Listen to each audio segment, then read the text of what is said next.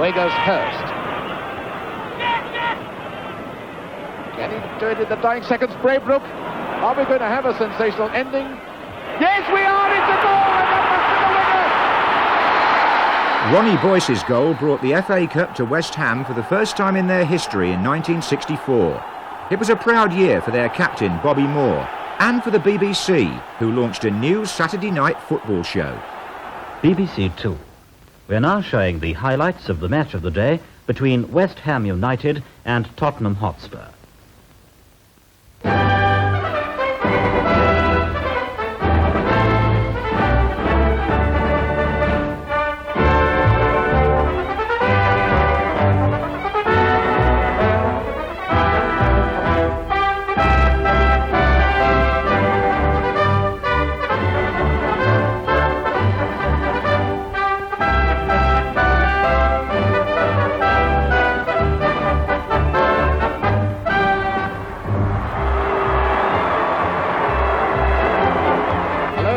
Welcome to Match of the Day, and it's our very first derby match. West Ham United against their near London neighbours, Tottenham Hotspur. And if we have a look at the West Ham United side, you'll notice that it is not the team that won the FA Cup at Wembley in May, because there are changes at centre-half, where Peters is in instead of Brown, and at outside right, where we have Seeley instead of Braybrook. This is Hurst.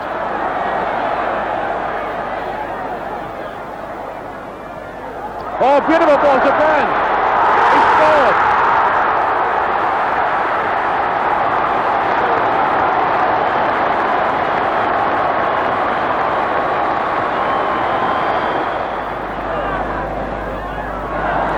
Minutes of the second half gone. No, West Ham leading 1-0. Spurs on top now, and it's Jones. To Robertson. Oh, Greaves, he must score, yes!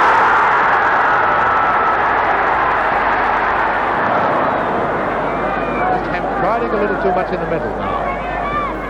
Oh, it's a beautiful through ball from Robertson to Jones. Penalty. Penalty to Tottenham.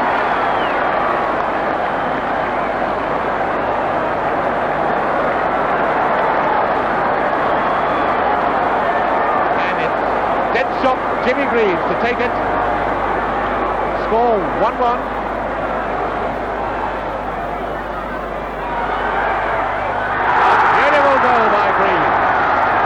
Beautifully taken penalty.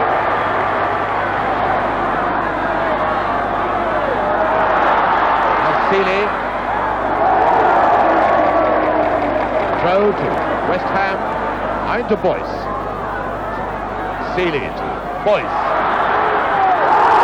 Penalty! Penalty! A blatant push in the back. No argument about that at all. But the first for West Ham is taking the penalty. The chance to be a two-goal man, just like Jimmy Greaves has become. What tension there is now. Dead miss it. He has it.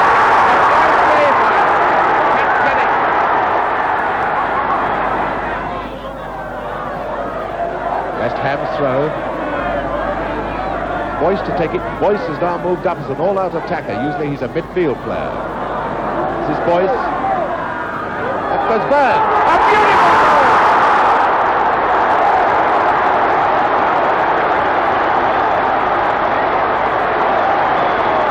Well, there's Budgie Burn. Made it 2-2 with 13 minutes left. Seeley with the corner for West Ham. Hurst and the goal! Burn has won his hat-trick. Leading the credits on Match of the Day that night was Budgie Burn, one of many crowd pleasers brought to Upton Park by Ron Greenwood, the high priest of skillful football. Later that season, the Match of the Day cameras saw the cup holders take on the league champions. Hunt rather getting it back again from Graham to St John.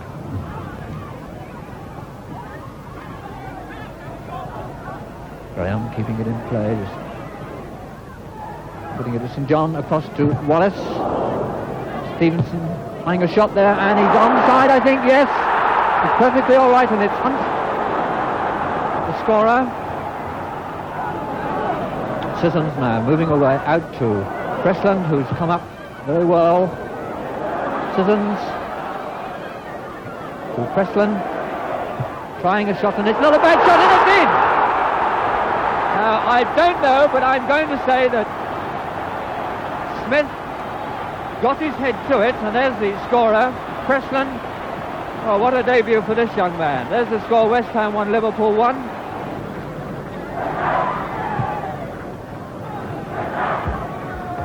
Peters wanting it ball there to Hurst. Hurst, and that's the... Oh yes, it's been allowed to stand. The referee had a quick glance at the linesman, and Hurst there fed it delicately. Just placed it over to the top of Lawrence's head, and that's West Ham now, 7 minutes into the second half, that go 2-1 in the lead.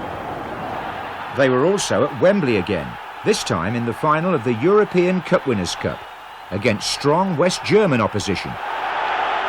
Sharpened off the mark. Now it's Boyce. He's got Seeley free on the right.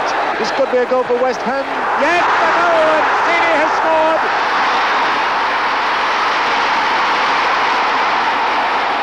He's not quite in the picture yet. Here he comes. Oh, Boyce to Hurst, and Seeley has made it two. Seeley has made it two. A classic final and another trophy for West Ham and Bobby Moore.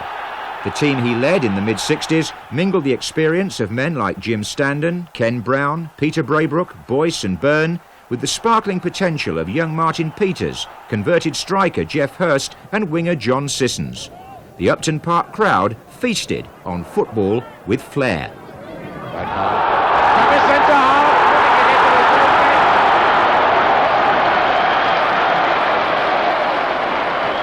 Oh, I wonder what Alan Hodgkinson is thinking and saying.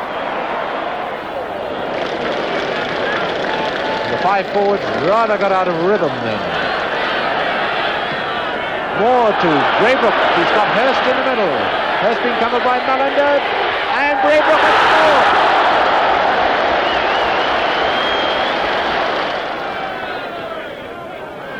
Byrne to Brown. Here's Peters, that was a bad clearance. Sissons, and Sissons, Hurst, number 3. And here comes Moore, just ramping through that sticky mud. Looked a bit over the line, but the linesman says no. Now Hurst to Peters. Peters gets the ball. That combination of Hurst and Peters was to command wider acclaim a few months later. Both forced their way into the England team, preparing as hosts for the World Cup. It was the biggest television sports operation ever mounted in Britain. The BBC masterminded the worldwide coverage, developing innovations like the use of videotape and analysing the key moments with a new toy, the Action Replay Machine. Bobby Moore, at 25, captain of England, was a local lad made good at West Ham. Born in Barking, he now had the world at his feet. Now, Moore moving up with the attack. And brought down by Overat. With a free kick. In goes! It's an equaliser!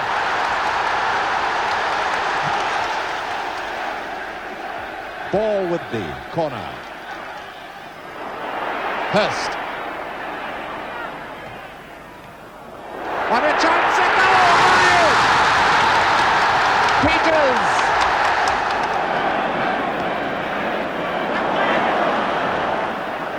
Here's Ball running himself daft. And now Hurst, can he do it?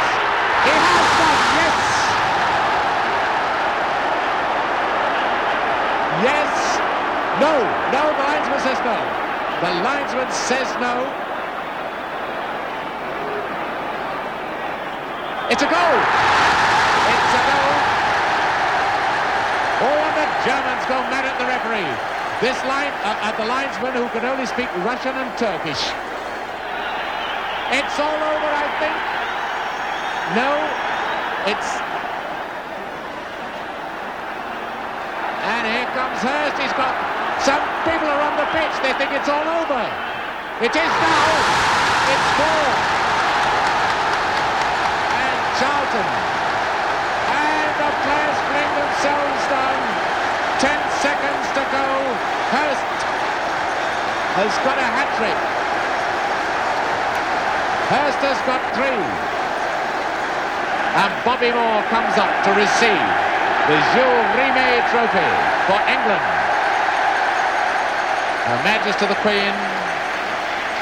It's only 12 inches high, solid gold, and it means England are the world champions. With Moore, Hurst and Peters now national heroes, Match of the Day, switched that summer to BBC One, began the following season at Upton Park.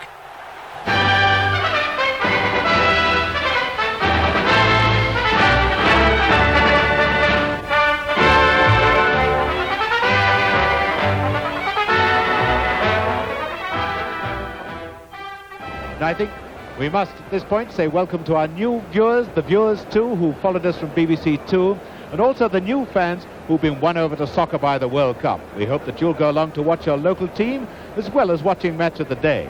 And in reply to your many requests, yes, I will explain the more technical points of the game as we go along. And here come the 3 World Cup players coming out on the road. Bobby Moore, 5. Number 10, Geoff Hurst, the man who got the hat-trick. Number 4, Martin Peters. And the Chelsea players stand and applaud these 3 great stars of West Ham United and England, the world champions. The following season, those 3 superstars were joined by an England player of the future. Hurst screening the ball well to Brooking as Peters. Good ball, that. Great goal. Brooking the scorer.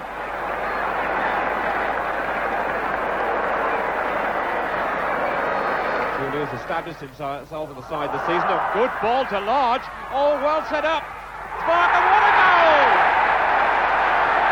What a beauty!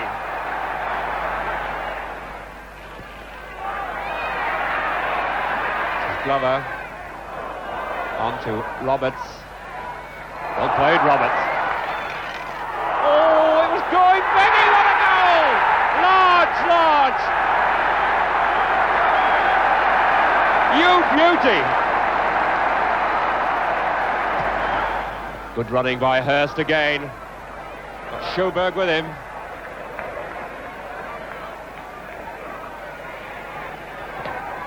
And a superb cross, and there's the equaliser. What a good one it was too. Brian Deere, the scorer. And what a match between 2 sides, only 3 points from bottom. The quality of football, the standard, quite astonishing. Really worthy of teams challenging for the championship.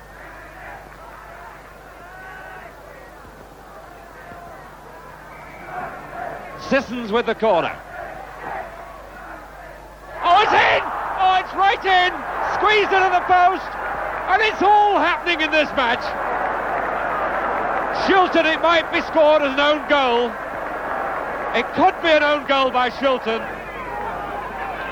5 goals to remember so far in this match, and just under 3 minutes of football still to come. And here's Deere loose, and that's it. Oh yes, what a goal, and that settled it. Brian Deere's 2nd goal of the match, his 5th against Leicester City in the holiday games, makes it 4-2 for West Ham United, and that is an exact repeat of the scoreline on Boxing Day. Tactically, Greenwood's West Ham had fresh ideas. Here's Peters, in moves Hurst.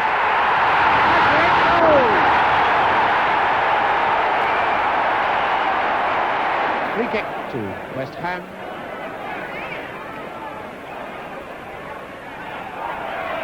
Hurst.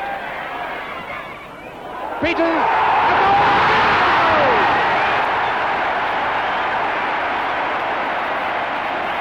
These 2 are just like brothers. Ron Greenwood, the manager of West Ham United. This goal by Geoff Hurst seemed to be so well taken as if you'd rehearsed it time and time again. Well, it isn't a question of rehearsing, it's a question of understanding. We know where we can put the ball. You see, we're putting the ball where people don't want us to put it, or where people expect it to come. We put it in a different place. If we do this, that means that the mental telepathy between one player and another's got to be right, and in this particular instance, Geoffrey always knows where Martin's going to put the ball, and vice versa, or even from Bobby or any of our players. We drop the ball in short away from people. In other words, if you can imagine you're marking something, well, if I throw it at you, you've got a good chance of getting the ball off me because it's coming at both of us. But if we drop the ball short in anticipation of my colleague coming towards it, well, the defender isn't aware of where the ball's going. In other words, he's reacting to the attacker, and then he's just a fraction too late, and this is what we capitalise the whole movement on. West Ham were featured on the first match of the day to be screened in colour. Chris Lawler put Liverpool ahead at Anfield, a ground where traditionally the Hammers have always had their work cut out. It's Thompson.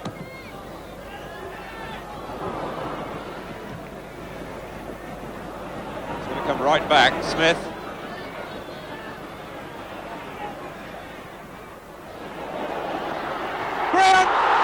When Martin Peters was transferred to Tottenham, Jimmy Greaves came in part exchange.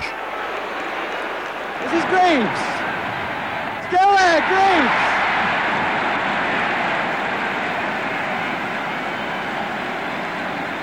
"10 minutes of the match gone, and Jimmy Greaves has done it again. Scored on his debut for every club, for Chelsea, for Tottenham, for England, for AC Milan, and now for West Ham United. There are enough players up.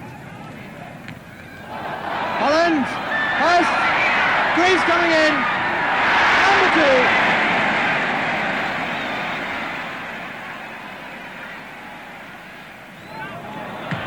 Straight back from Boyce. What a goal! What an unbelievable goal! A terrible clearance from Corrigan, and Boyce said, "Take that!" Spontaneity was a West Ham trademark, good players expressing themselves. Moore to take the free kick. Hurst across, Best behind. And between them they made it!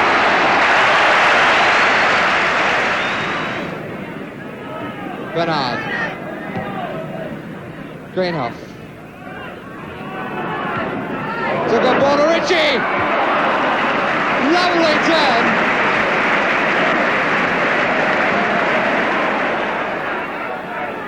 Dobie.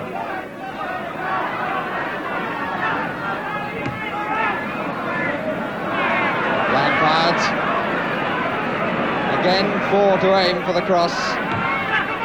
It was an intelligent one to Bobby Moore. Got a ricochet or somebody.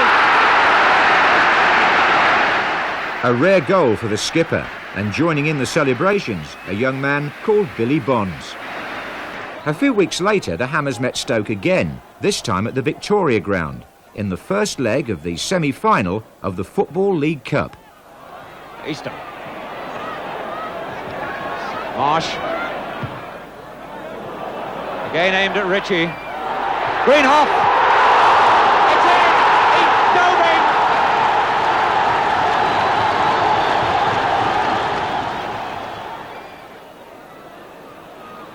That's Bonds.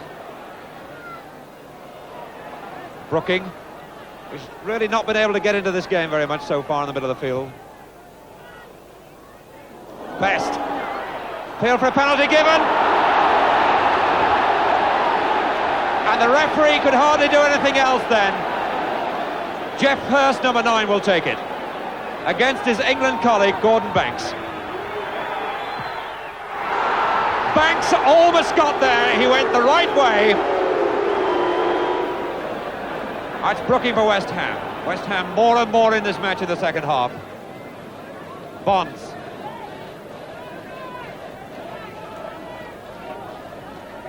That's Robson to Bonds. Redknapp.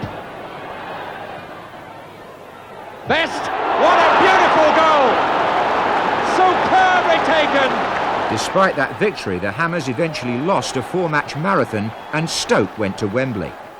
By now, Trevor Brooking was a growing influence in a West Ham side with popular appeal at home and away. Bonds. Griffiths! Oh, my goal by Bonds! Martin not very happy, but Bonds is. Nicely floating ball, Best! Oh, what a good goal! You cannot play statues when this West Ham attack is on song. Ball to put it back to. Brooking, beaten by Byrne. Payne and Hurst. Calmly played by Payne, but he gives it away. Brooking.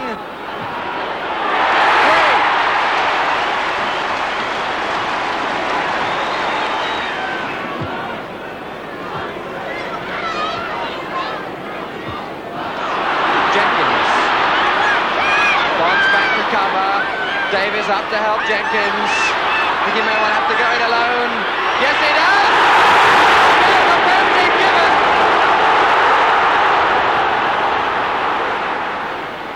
Bobby Ferguson to face Jimmy Gabriel.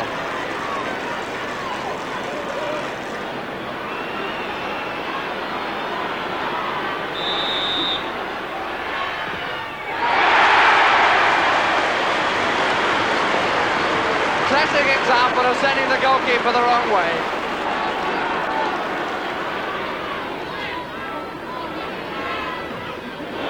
Shannon.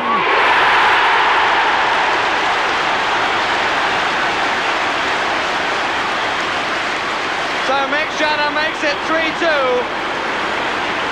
And West Ham will ask how he managed to get the header from that sort of angle round his man. Payne. Shannon. First time wanted. Littleton was enough for more to get a dig in. But this is Payne. Can try one. And he does. Oh, what a good goal by Terry Payne. He's ecstatic, and so are they. That was typical West Ham. They were always entertaining. Goals were guaranteed at both ends, and even old favourites were treated generously. Hurst is in there. And he scored. Said at lunchtime that he'd like to make one, although the overall victory was more important. And listen to the appreciation he's getting from the crowd. Lampard, Moore is square. Moore, who scored in this match last season. Brooking. Robson making space for a wide, and he scores! Robson's 14th goal.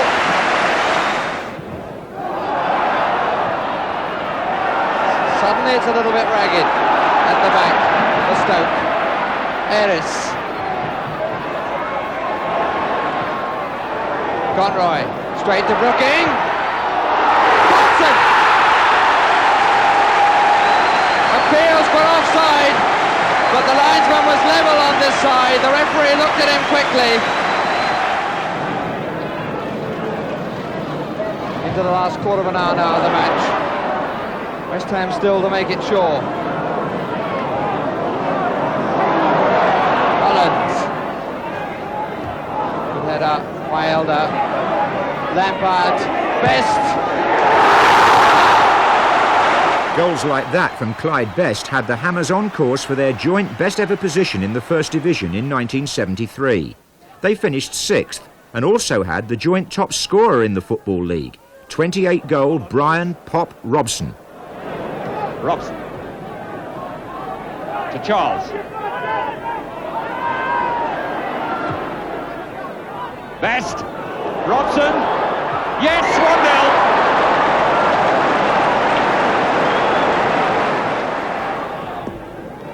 That's Macari.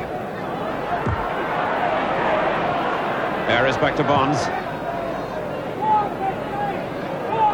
Best against Holton. The goalkeeper uncertain, there was total uncertainty, and it's 2-0.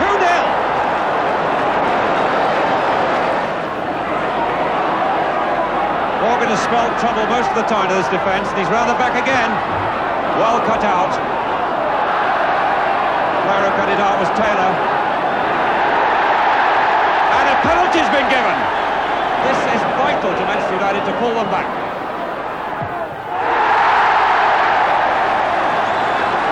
See Bobby Charlton's expression then. You could see the tension in Charlton's face when he blew out his cheeks. But in his whole career, he's never hit a penalty better than he hit that one. He's through the gap.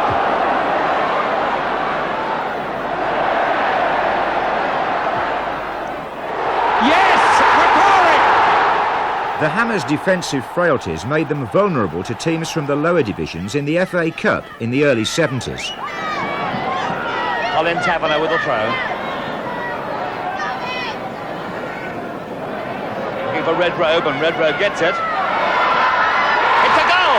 Redrobe the man! And against the run of the latter part of the play, Hereford go into the lead through Eric Redrobe. This is Brian Evans. It's 4 against 3. Brian Evans. This is Taverner. Taverner with a cross. Must be. Hit the post. Must be. Off the line. What a let-off for West Ham United. And what a tremendous effort by these men from Hereford. They came out of nowhere and they almost got another goal. 2 minutes plus injury time left and Hereford United grimly holding on. Out come West Ham again. Holland. He's got Tyler with him. And he's beaten him. Holland still in possession. It's there! It's there! 2 minutes left to play and Pat Hollands carried that ball from one end of the field to the other. What a sensational finish. Children coming on from all over the pitch. And young Pat Hollands, the substitute, is the man who shakes his fists. They wrote it a superhuman effort, and they got a superhuman effort from Pat Hollands.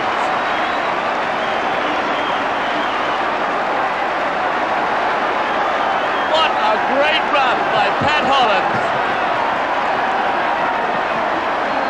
It needed something like that to lift West Ham, and my goodness, he gave it everything. But in the replay, the Hammers showed their Achilles heel again. West Ham finding themselves some space. Lampard. Best on the far post. And that's a good goal by Clyde Best.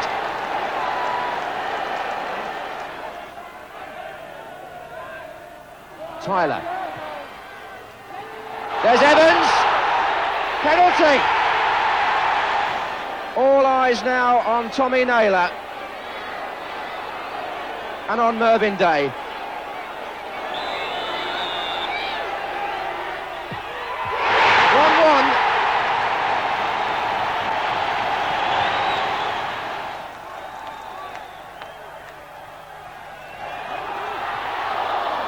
Comes to Tyler.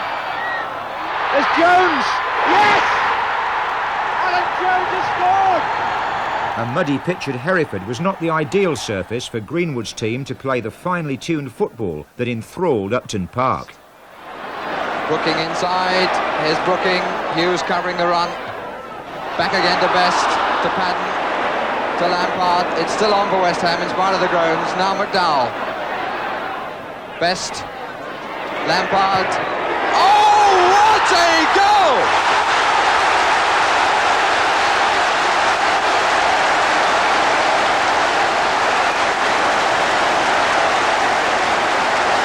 And suddenly the groans of the crowd become ecstatic cheers on surely one of the best goals seen here this season. All good pace. Ford across it too. Did well. Here's Toshak. Toshak is the scorer. Brooking making the run in the inside right position. Here's Holland. Padden out to the left. Best is there for the nod down to Brooking. What a superbly built goal. Ray Clements will be hoping what's happened this Saturday doesn't repeat itself next week. Liverpool still going at full throttle. Here's Hall. Callaghan to his left. Trying to create some space for Cormac and has done so. Hughes is up in the area. So is Keegan! One England captain in the making, another on the way out. The last of around 650 appearances Bobby Moore made for West Ham came in the humble setting of a reserve match against Plymouth. The pin-up boy, who played 108 times for England, was about to leave. Moore's presence, poise and perfectionism made him an Upton Park legend for 15 years. He was a colossus in football kit, an example to many schoolboys. But if I can pass in any information to any young boy that wants to emulate him, they've got to understand the hours of hard work that that boy's put in to perfect all that he does now and makes it look so simple that hard work eventually does produce simplicity. And in my book, he represents football in its greatness, of the peak of greatness. Simplicity is genius. Moore signed for Fulham, joining up with former England colleague Alan Mullery. He and his old club went their separate ways, eventually meeting up at Wembley. West Ham were away to Southampton in the third round. Lampard. The shot, it's in! Oh dear, oh dear! And it's Blob gets the header. It's there! The winner there from Bobby Gould. Now the quarter-final at Highbury. Now Roxton. And the mud almost beat them all. Padden. Yes! Alan Taylor puts it in. Matthews. Nice piece of skill, and what a save by Day! The ground beat Lampard, now it's Kidd and they beat him too, and Bond back to Day! Oh, penalty! No! The referee, Ken Burns, was right there. Bradford just couldn't turn enough. Ball, Matthews! Goalkeeping supreme! Bonds. Taylor, Brooking. Taylor, number 9. 21-year-old Alan Taylor, signed only 4 months earlier from Rochdale, became the Hammers' Cup hero. Those 2 goals in the 6th round were followed by 2 more in the semi-final replay against Ipswich Town at Stamford Bridge. It was a night when Ipswich themselves, despite equalising with that own goal by Billy Jennings, had 2 other efforts disallowed by referee Clive Thomas. Then, 10 minutes from time, Taylor struck again to put the Hammers through to Wembley in John Lyall's first season as team manager. No wonder when the Hammers reached their cup final hotel that Taylor was the man in the spotlight.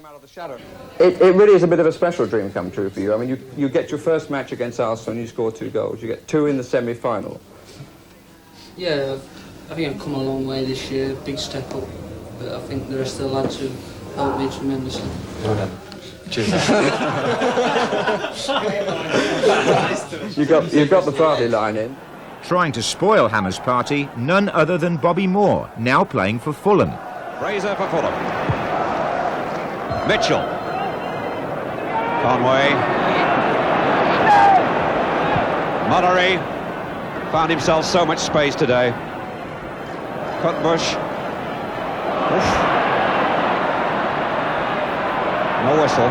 Oh! 2 mistakes by Cutbush, and this is Holland. Taylor's in the middle, but covered now by Moore. Jennings. Alan Taylor.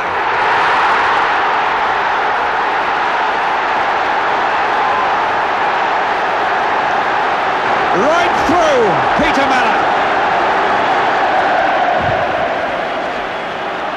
Bonds beginning to break.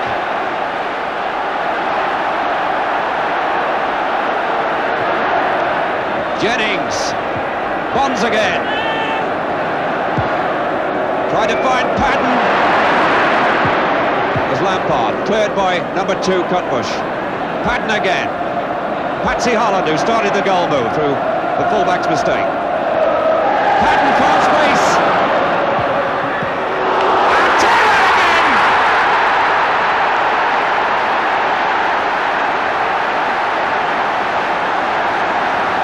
And Alan Taylor gets his 6th goal at FA Cup football in 3 rounds. 65 5 minutes, 2 goals in 4 minutes, and no one would dare to write a story like this, even in a fictional world. The cup to be presented by His Royal Highness the Duke of Kent, President of the Football Association.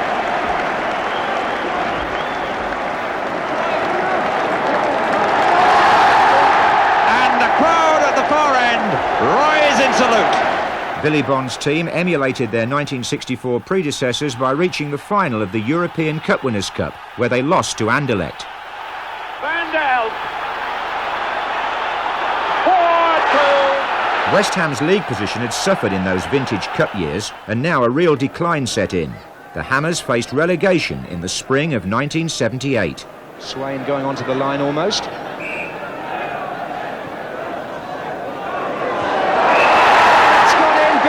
Came in.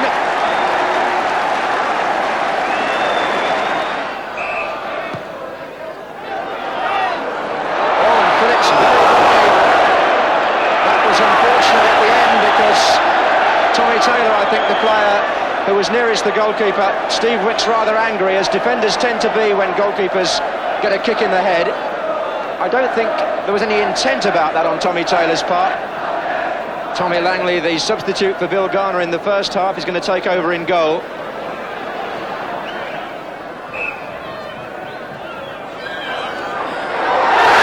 gone in! David Cross got to the near post.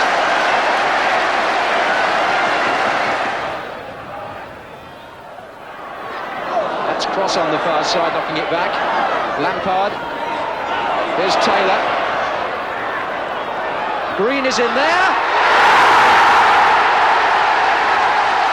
and Bill Green has scored his first ever goal for West Ham, and what a time to score it. Well, this could be a most important victory for West Ham. This is Cross to Brooking. Oh, and Pat Holland is through. 3. Despite that victory, the Hammers still went down. There was no immediate return to the First Division, but the signing of David Cross had produced a regular goal supply. Siddle beating Martin and Bonds, back by Stewart. Tangle of players, Cross! David Cross, the scorer. Ashurst's mistake, but didn't matter. Well, this one might. Devonshire. Pearson! Stuart Pearson's first goal for West Ham following his signing from Manchester United was his 100th in league football. Later that season, he was to score a more important one, as Match of the Day featured the Hammers in the FA Cup semi-final. West Ham led by a clean-shaven Billy Bonds behind the mascot. On their way, the first team out, and their loyal East London support is here at Villa Park to give them a genuine Cockney welcome this afternoon.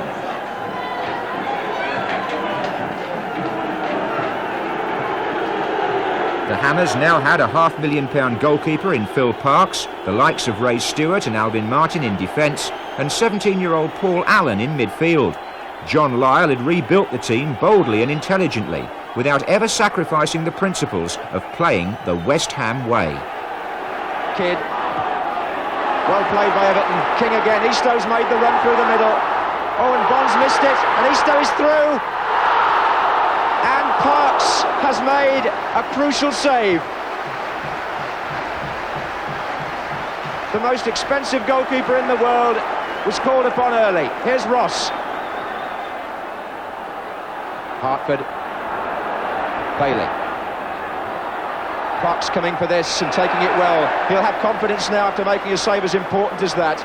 Eastow was through because Bonds made the error. Eastow's shot was parried by Parks, and they all held their breath before it went just, for West Ham anyway, the safe side of the post. Here's Stewart. Still Ray Stewart. Oh, what a good save! Well, the shot was good to start with, but the save by Hodge matched what Parks had done earlier. Hartford. Oh, and they all missed that apart from Martin. It's certainly a penalty.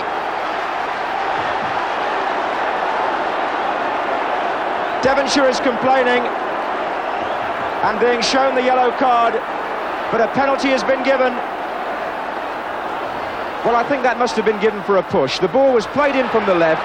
Andy King went for the ball with Alan Devonshire, who may have shoved him out the way rather, and although the ball ran on and was cleared, the referee must have given the penalty for a push by Devonshire on King. So Kidd against Parks. And Everton are in the lead. Brian Kidd the scorer, and it went right in the middle of the goal.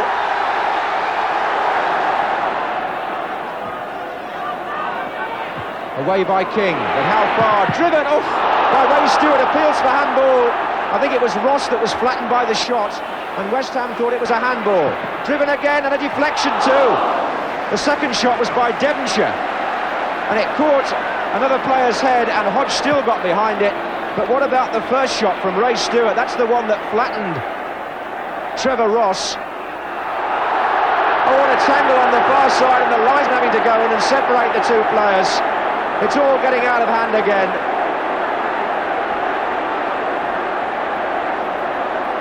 Brian Kidd and Ray Stewart getting very, very involved. Brian Kidd is sent off for the second time in the FA Cup this season for fighting with Ray Stewart. 20 minutes to go. West Ham a goal down, but still coming forward, and don't forget they're playing against 10 men. Brooking is in space here. Pearson in the centre. Pearson's coming in. It's there. Pearson near post. A goal superbly made by Brooking, and typically tucked away by the former England centre forward Stuart Pearson.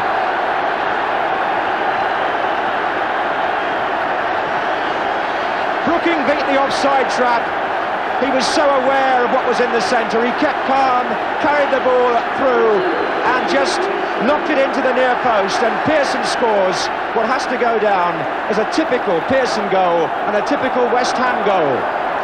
So the supporters moved camp to Elland Road, Leeds, where in the replay the Hammers discovered two somewhat unlikely goal-scoring heroes.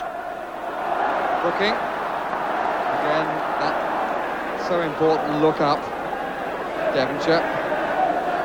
Pearson, Devonshire is in the gap. Can he put it in again? Oh, that's a brilliant goal. That is a marvellous goal.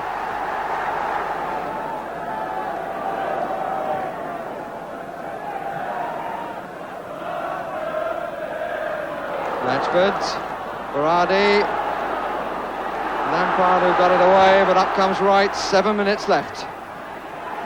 Plenty of Everton players forward. Oh, that's done it superbly by Latchford.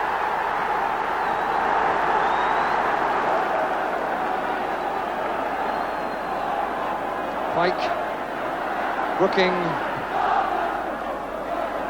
cross, and oh, it's gone in by Lampard. Frank Lampard has scored for West Ham. East Ham-born Lampard, Hammers left back for 15 seasons, put the club into their third post-war FA Cup final. They'd won the first two. Now they were the second division underdogs. And West Ham can break here with Brooking. Pearson, who made the earlier move. Devonshire.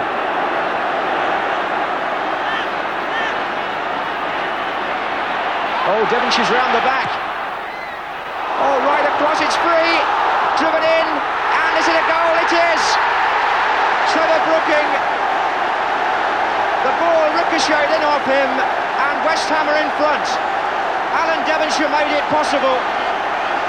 The ball over to the far side of the goal. In they came, trying to make contact, and watch number 10, Brooking. He scored from inside the 6-yard box.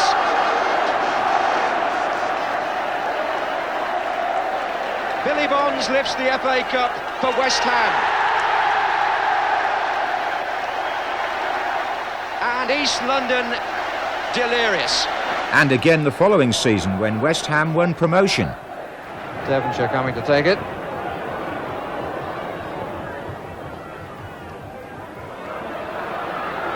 Room to pick somebody out. And it's David Cross! Goal number 13. Michael Brooking there in the crowd on the right, like everybody else, must be feeling that another West Ham goal is imminent.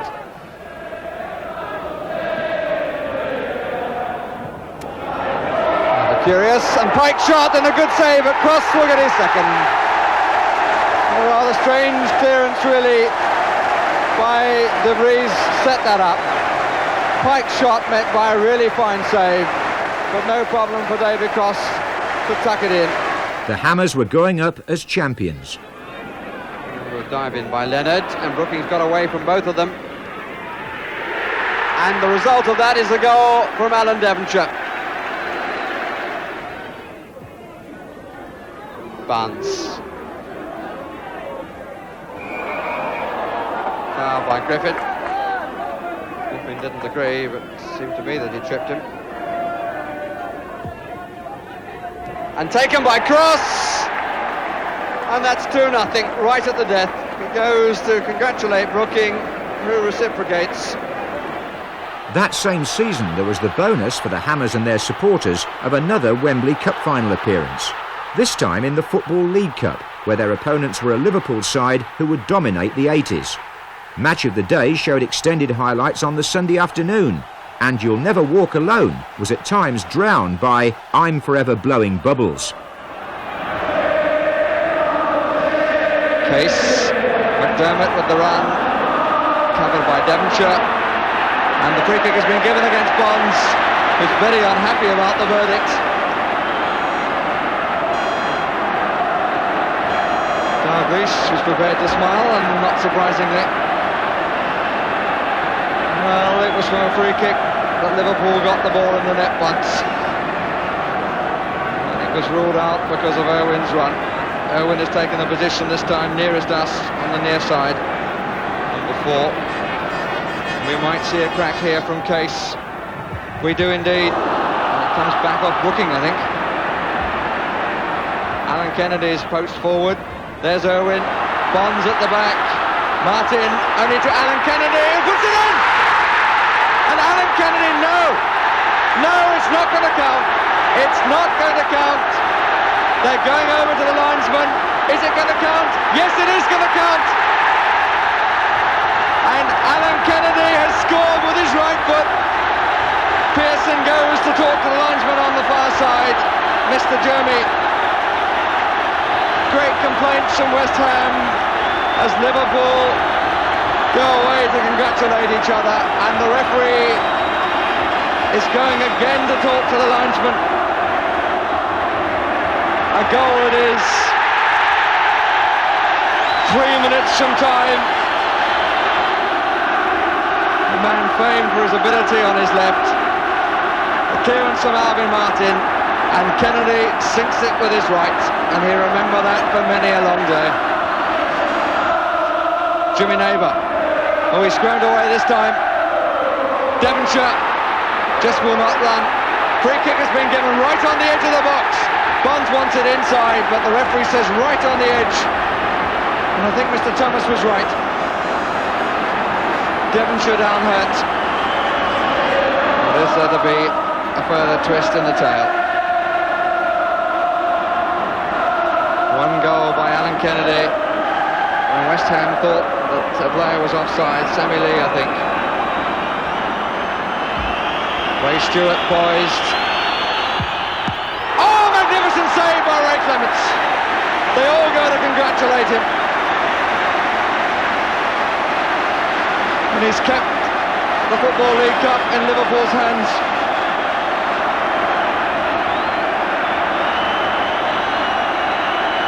Neighbour with the corner. Alvin Martin hit the crossbar. Penalty. It was handled up by Terry McDermott.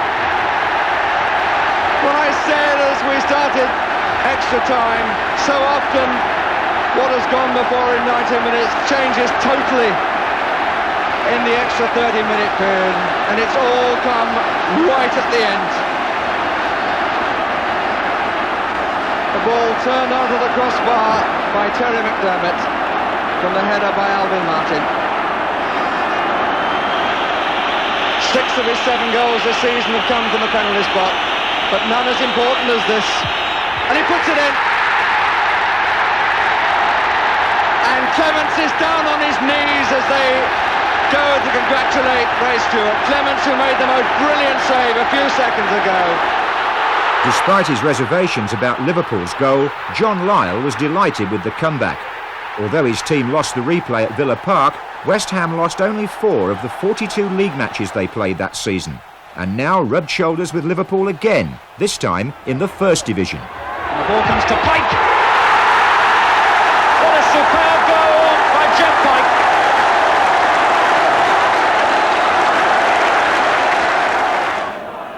And again, so many yellow Liverpool jerseys forward. This one is Alan Kennedy.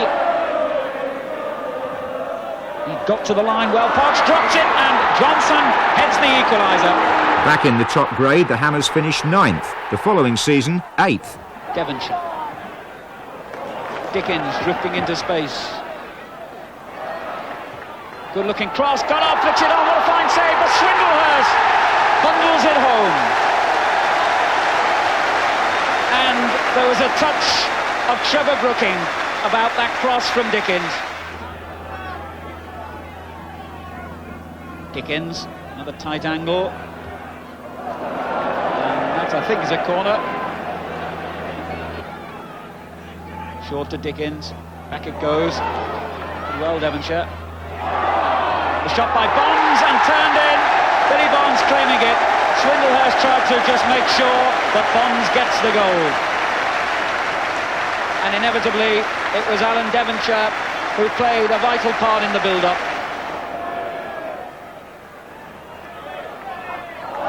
Wild tackle by Peter Whiff, and he clashes with Billy Bonds. And that's good refereeing, isn't it, by Clive Thomas? Because a great moment.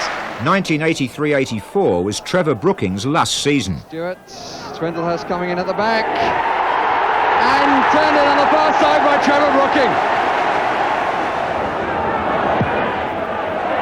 Pike. Brooking once more in the role of front player.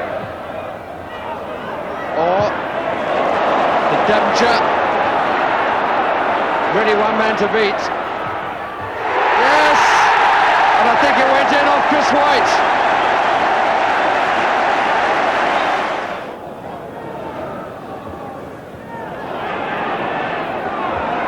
Devonshire.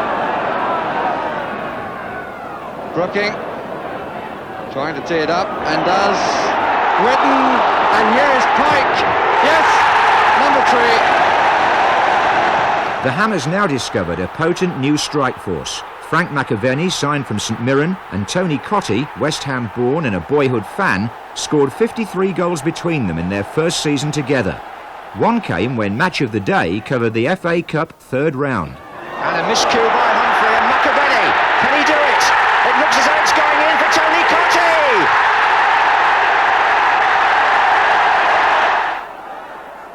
Oh, a lovely turn by Cottee. Yes, McAvenny! Devonshire.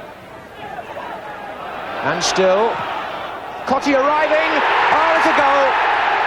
Typical West Ham. 59 minutes. Tony Cottee. Alvin Martin. Oh, that's a good ball. McAvenny. Clean through. Round the goalkeeper. Frank McAvenny. 2-0. Thoroughly well deserved. Come the end of the season, it looked as though West Ham might win the First Division Championship for the first time in their 86-year history. They arrived at the Hawthorns on the last Saturday, knowing they had to beat West Brom and hoped that Liverpool and Everton faltered elsewhere. Events unfolded on Match of the Day. Carlton Palmer penalised. And quickly taken. McAvenny.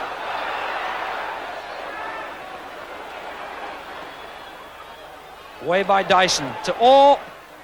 That was blocked by Statham. So 8 minutes gone. And Neil Orr with West Ham's first strike at goal. Blocked by Statham.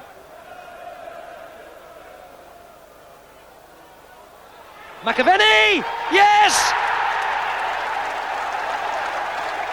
What a start for West Ham. McAvenny's 28th goal of the season. and looped it high and out of the reach of Stuart Naylor in the West Brom net as the Albion defenders stood and watched.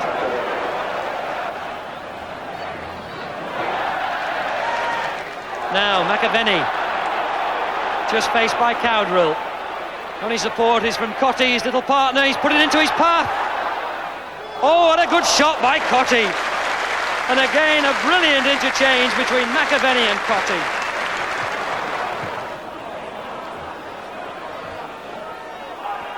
Oh, West Brom are certainly busy. That's a West Ham free kick. Devonshire to Dickens. Finds McAvenny, who finds Cottee. Surely this is number 2. It is! Another perfect bit of football by West Ham. And that really was the result of the free kick in their own half, which they took very quickly, while one or two of the Albion players were looking in puzzlement at the referee to try to find out why he'd penalised them. West Ham took the free kick. They got the ball forward to Dickens. He found McAvenny. McAvenny turned inside and found Cottee, and that was number 2. As simple as you please.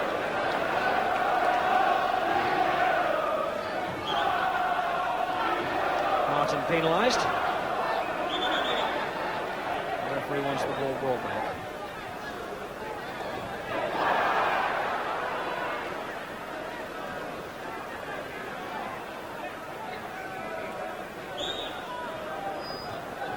Head knocks it forward, looking for Dyson, and Madden, yes!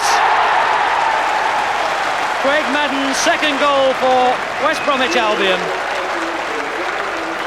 Whitehead took the free kick. It was knocked on by Paul Dyson, and that's in the back of West Ham's net. So 33 minutes gone, and it's 2-1.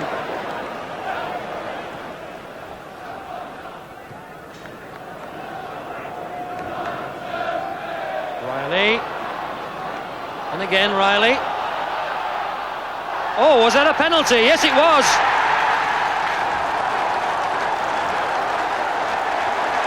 A rather clumsy challenge on Riley by George Paris has given Albion the opportunity to level the score from the penalty spot, and it will be taken by Riley. It's 2-2.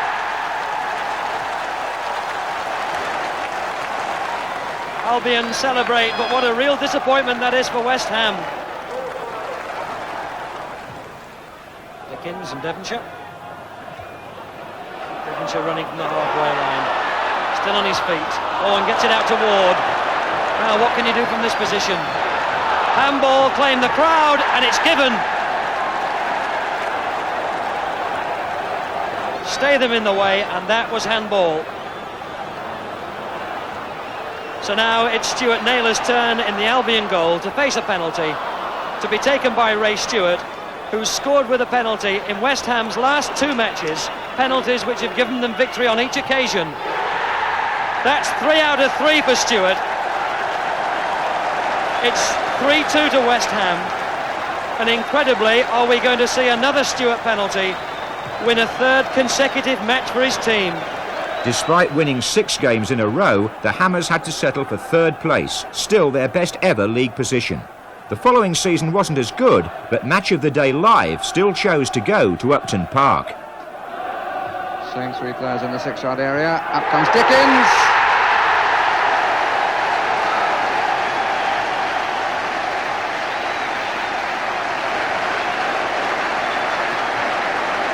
Timed it so well. And it was a real looper. Devonshire's corner. There were 3 players in the 6-yard area. They started to come out. Dickens had arrived in, and just over the despairing hand of Southall and the defender on the line. Now it was Match of the Day, the road to Wembley.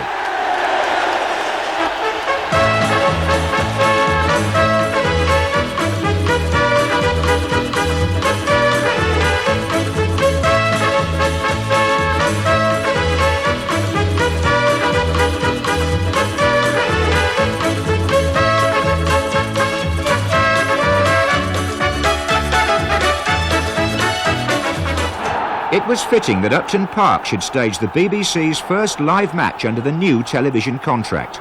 Nowhere is football better appreciated. and nowhere is there a stronger rapport between players and fans than in East London. Liam Brady fitted in perfectly in the twilight of his career and fittingly faced his old club. Devonshire. Rossegna. Devonshire looks for Dickens and Kelly, and there's a chance here for Alan Dickens, and West Ham have taken the lead. Alan Dickens. Arsenal got caught, there was only one man back, I think it was Richardson, but there were two against him, and the bottom team in the First Division from Devonshire's through ball take the lead against the leaders. Dickens. Potts. Ince. Good play by West Ham. It's Potts' cross. Dickens with Lukic. And it's in! It's 2-0 and Arsenal are all over the place. Alan Dickens jumped with the goalkeeper and somehow that dropped in the net. It was Steve Potts who fed the ball in. Well, whether Dickens got a touch, whether that was the defender, that's 2-0 whatever happens. Devonshire. Well, it was the long ball again, I suppose, but here's Merson for Arsenal. Still Merson. And they've got one back.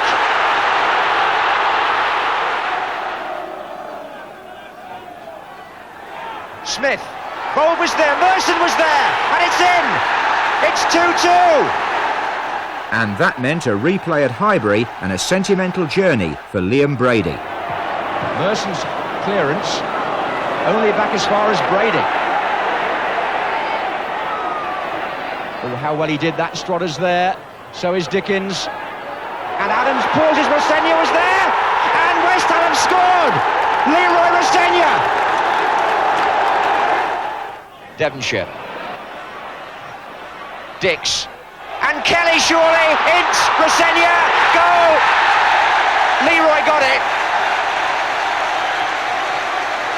Any one of three could have scored. And West Ham breathe a huge sigh of relief. Julian Dix plays it in, Kelly goes near post, doesn't get it, Ince can't get it, Rossegna scrambles it in by the post. That victory put West Ham into the 5th round, where they played Charlton Athletic at Selhurst Park. It was a promising product of the Hammers youth policy, Stuart Slater, who scored the winner here. The 6th round tie against Norwich went to a replay at Carrow Road, where West Ham's goal came from a young man who would make them a lot of money. Oh, he's given it to Slater. Ince. It's 2-1. And Rosario sinks to his knees in despair. But this goal was very much a last throw, both for Paul Ince, who was transferred to Manchester United, and for West Ham, who were relegated to the 2nd Division after 8 years in the 1st. To the surprise of many, the club, who had always preached loyalty in the past, sacked long-serving John Lyle, manager for 15 years. His successor briefly was Lou Macari, but then the club turned back to Billy Bonds, who made more appearances for West Ham than any other player in their history. Under Bonds, the Hammers went 21 games unbeaten at the start of the 1990-91 season. He epitomised the family spirit that's made West Ham United a football club in the best and truest tradition.